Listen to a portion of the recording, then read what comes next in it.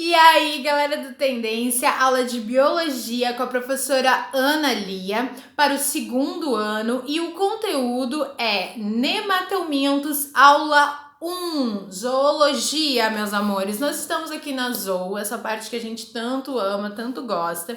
E vocês viram que na semana anterior a gente estudou o filo dos platelmintos, em que tinham os vermes achatados e a gente começou a estudar algumas verminoses bem legais, só que não.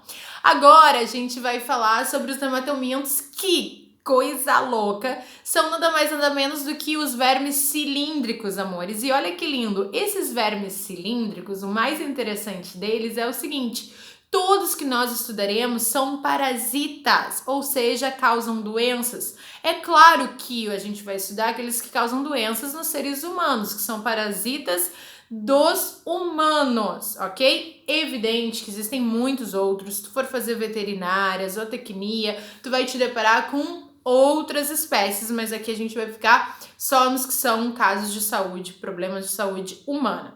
Então, como eu já falei para vocês, os nematelmintos são os vermes cilíndricos, ok? A gente tinha visto os platelmintos, que eram os vermes achatados. Então, a primeira coisa que a gente tem que saber é quais são os nomes que eu posso encontrar descritos como assim. Eu posso chamar de nematelminto, que é o que eu mais gosto.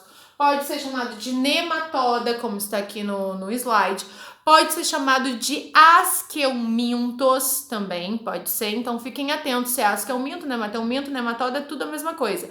Pode dar termos um pouquinho mais latinizados, digamos, nematelmintes, asqueumintes, não se assustem, é tudo a mesma coisa. Para a gente começar, a gente vai falar sobre as características embriológicas. A gente já tinha estudado da outra vez que eles são animais triblásticos, ou seja, tem 3 tecidos embrionários. A partir dos platelmintos, todos são triblásticos. A origem da boca, a gente já tinha combinado, né? Que lá quando forma uma estruturazinha que a gente chama gástrula, tem um orifíciozinho que é o blastóporo. Se esse orifíciozinho originar a boca, a gente chama o ser vivo de protostômio. Se esse orifíciozinho originar o ânus, a gente chama de deuterostômio. No caso, os únicos que são deuterostômios são os últimos, que somos os cordados e as estrelas do mar, os equinodermos. Então, ele é protostômio, a boca surge primeiro. Então, vimos, ele é triblástico, ele é protostômio. Simetria, gente, simetria bilateral. Aqui estava, fugiu aqui a folhinha. A gente viu que simetria bilateral é quando, que nem o ser humano, para eu ter 2 partes iguais do ser humano, mais ou menos parecidas, eu tenho somente um local para fazer o corte, que é aqui de cima para baixo no eixo central. Porque os órgãos, eles foram sendo espalhados dessa forma. O único que é simetria radial, os únicos que são simetria radial que a gente já viu são os poríferos, que são as esponjas, os quinidários, as águas-vivas e as estrelas do mar que a gente nem viu ainda. Então, ele tem simetria bilateral, assim como os platelmintos, a planária, a tênia e tudo mais. Para ter 2 partes iguais, só existe um ponto para ser cortado. E para terminar, eu colocaria bem grande, vou até anotar aqui, ó, anota bem grande assim, ó. Eles são os únicos a serem pseudocelomados. O que significa serem pseudocelomados, Ana Lia?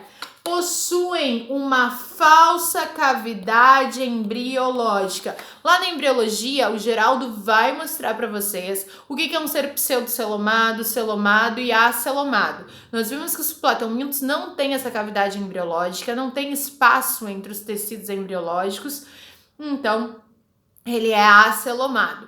Pseudocelomado significa que tem uma cavidade falsa que fica entre a endoderme e a mesoderme. E os celomados, que são os seguintes, eles são aqueles que têm uma cavidade embriológica que se localiza só entre a mesoderme. Mas fica tranquilo que se tu não tá entendendo sobre isso, eu posso fazer um videozinho específico, eu posso explicar na nossa aula, mas é parte de embriologia. Mas pode escrever que são pseudocelomados, possuem, digamos assim, uma falsa cavidade embriológica, tá? Que é o que a gente vai acontecer durante o desenvolvimento do animal. E tu pode escrever que são os únicos a possuírem essa característica, ok? Então anotou aí que são os únicos a terem essa característica, por isso que é muito falado dos nematelmintos.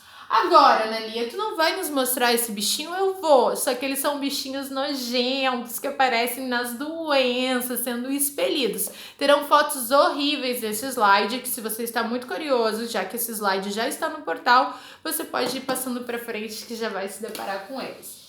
Então, eles podem ter vida livre, terrestre ou aquático, mas como eu já falei, todos que nós estudaremos aqui, eles serão parasitas, ou seja, dependem de um hospedeiro e prejudicam. A maioria deles, galera, só tem um hospedeiro definitivo, só tem um exemplo que a gente vai ver que tem um hospedeiro intermediário. Quem são eles? Aqui pegando a coruchita, ó, quem são eles? A lombriga, né? Que é o Ascaris lumbricoides, que só tem um hospedeiro definitivo, né? Ela é conhecida como ascaridíase ou Ascaris, ou como lombriga, o nome da doença ascaridíase. Ancilostoma duodenale, ou Inécator americano, que causa uma doença, a ancilostomose, ou amarelão. O Enteróbios vermiculares, tá? Outro verme que habita aí o intestino humano.